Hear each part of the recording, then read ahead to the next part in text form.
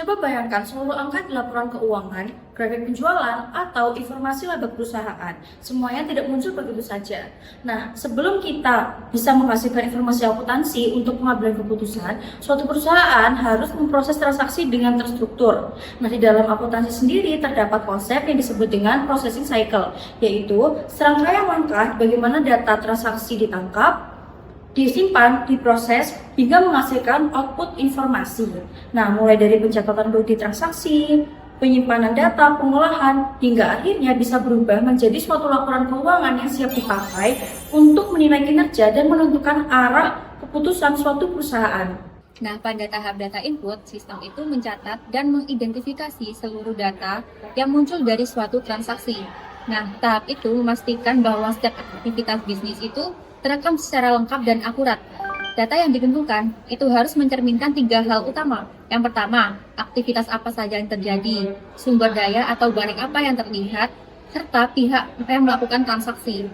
Nah, sebagai contohnya, dalam transaksi penjualan, informasi yang dicatat itu meliputi tanggal penjualan, nama karyawan yang melayani, jenis dan jumlah barangnya, serta harga per unit, hingga total nilai transaksi. Nah, data-data inilah yang menjadi dasar untuk diproses pada tahap berikutnya. Nah, untuk menangkap data, suatu organisasi membutuhkan dokumen sumber seperti sales order, purchase order, invoice, time card karyawan, dan sebagainya. Selanjutnya ada turnover dokumen, yaitu dokumen output yang dikirim keluar lalu akan dikembalikan lagi. Contohnya seperti tagihan listrik yang akan dikirimkan oleh perusahaan listrik keluar kepada pelanggan. Dan nanti setelah pelanggan membayar tagihan listrik tersebut, dokumen itu akan kembali lagi ke perusahaan listrik untuk diproses sebagai input.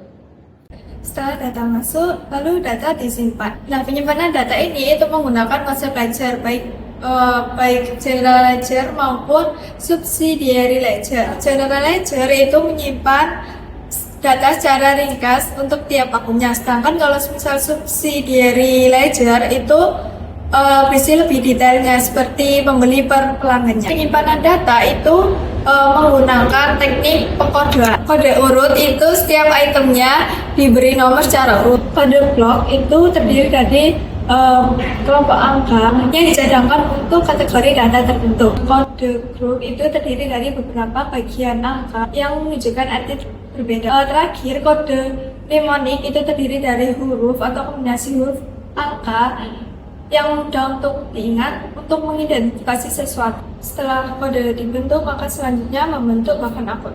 Bahkan akun adalah daftar semua akun yang ada di dalam buku besar. Masing-masing memiliki nomor akun. Nomor ini membantu agar transaksi mudah untuk dikodekan, diklasifikasikan, dan dicatat ke akun yang tepat. Ketika perusahaan memproses data, ada 4 kegiatan pertama yang disebut dengan create, read, update, dan delete. Pemrosesan biasanya dilakukan secara batch, misalnya seperti payroll yang diproses 1 kali per periode, atau real time misalnya seperti saat transaksi di toko. Jadi master file langsung diproses saat itu juga. Biasanya output dari proses ini bisa berupa dokumen, laporan rutin, maupun hasil query. Dokumen bisa untuk pihak internal maupun eksternal. Laporan dipakai untuk kontrol, evaluasi, dan pengambilan keputusan.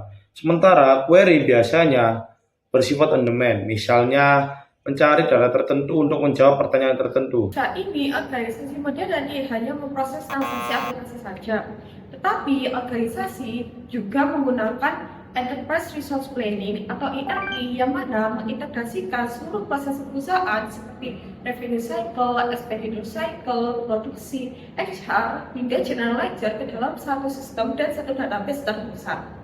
Jadi ERP itu adalah suatu sistem yang mengumpulkan data dan proses bisnis ke dalam satu tempat. Jadi tiap bagian di perusahaan itu bisa saling terhubung dan kerjanya itu jadi lebih efisien. Data yang dihasilkan ini juga akan lebih akurat, laporan keuangan dan operasional juga bisa langsung update. Dan manajemen itu bisa mengambil keputusan dengan lebih cepat. Selain itu, pelayanan ke pelanggan juga akan jauh lebih kondusif. Tapi di balik semua kelebihannya itu, ERP juga memiliki tantangan, yaitu mulai dari biaya lumayan besar, waktu penerapan yang lama, terus kadang tuh bikin karyawan harus adaptasi lagi karena sistemnya itu cukup rumit dan butuh perubahan besar di cara kerja perusahaan.